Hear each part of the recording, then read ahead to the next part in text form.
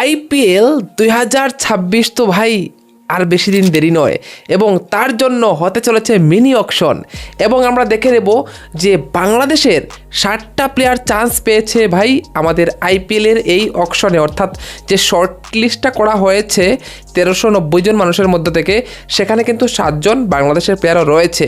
তো আসলেই কি তাদের প্রতি কোনো টিমের ইন্টারেস্ট থাকবে নাকি থাকবে না, নাকি ভাই আনসোল্ড যাবে, সেটা নিয়ে আজকে আমার এই ভিডিওটা, ঠিক আছে? তো আমরা আজকে এই 7 জন প্লেয়ারকে নিয়ে আলোচনা করব এবং কে কোন দলে যেতে পারে সেটা নিয়ে আমরা একটু দেখব।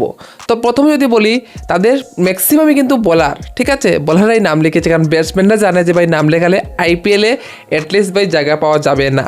তো সেই জন্য আমরা দেখছি প্রথমত যদি আমরা দেখি যে শরীফুল ইসলাম, হ্যাঁ শরীফুল ইসলাম ভালোই বোলিং করে, কিন্তু আমার মনে হয় না ভাই কোনো দল শরীফুল ইসলামের প্রতি এমন একটা ইন্টারেস্ট দেখাবে। হ্যাঁ আমি জানি যে ভাই সিএসকে হোক অথবা আমরা দেখেছি কেকেআরের কিন্তু পেস বোলারের প্রয়োজন, ইভেন প্রত্যেকটা টিমেরই একটা ভালো পেস বোলার চাই। তো সেই জন্য আমার মনে হচ্ছে না শরীফুলের দিকে তারা যাবে, যদিও যায়, যদি দেখে যে কোনো অপশন না থাকে লাস্টে হলে যেতে পারে শরীফুলের। তারপরে বলবো শরীফুলের উপরে যাবে না ভাই। তারপর আমরা যদি আসি তাসকিন আহমেদ, হ্যাঁ তাসকিন কিন্তু ভালো বোলিং করে এবং অনেক বছরই আমরা দেখেছি আইপিএলে কিন্তু নাম লেখায়, কিন্তু ওকে কেউ বাই করে না। এবারও আমার মনে হচ্ছে না যে ভাই তাকে কেউ বাই করবে বলে। তোমাদের কি মতামত অবশ্যই কমেন্টে বলে দিও।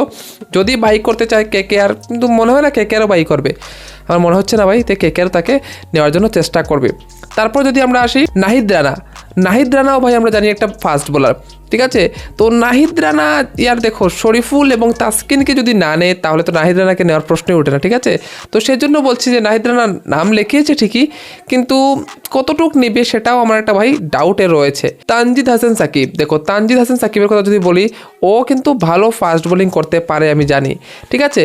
ওর উপর কেউ যদি একটু ইন্টারেস্ট দেখাতে পারে, তারপরও যদি আমরা পার্সেন্টেজ ওয়াইজ দেখি খুব কম ভাই, 30%-এর উপরে তো আমার মনে হচ্ছে না যে ওর উপর কেউ দেখাবে, ঠিক আছে? কারণ প্রত্যেকটা টিমের কাছে প্রায় ফাস্ট বোলার রয়েছে, ঠিক আছে? তো 1-2টা ফাস্ট বোলার চাইতে ওরা চাইবে যে ম্যাট হেনরি হোক বা মানে অন্য দেশে অর্থাৎ ইংল্যান্ড বা সাউথ আফ্রিকা অস্ট্রেলিয়ার থেকে একটা ফাস্ট বোলার তুলে নেওয়ার চেষ্টা করবে আমাদের মনে হচ্ছে।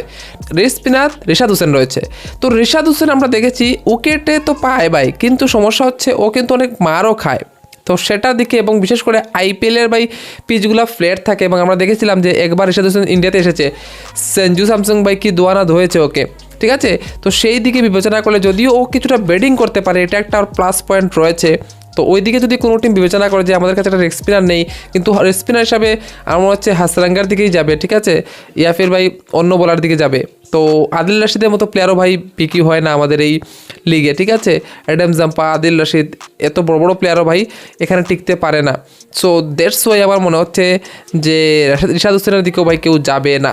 এবার আসি ওয়ান অ্যান্ড অনলি যে 2 কোটি টাকা বেস্ট প্রাইজে মুস্তাফিজুর রহমান, হ্যাঁ এই প্লেয়ারের দিকে আমার মনে হচ্ছে কোনো না কোনো টিম ভাই অবশ্যই যাবে, হোক দিল্লি ক্যাপিটালস যেতে পারে, তারপর আমার মনে হচ্ছে কলকাতাও যেতে পারে, সিএসকেও যেতে পারে, কারণ অলরেডি সিএসকের কিন্তু পার্ট ছিল, দিল্লিরও পার্ট ছিল।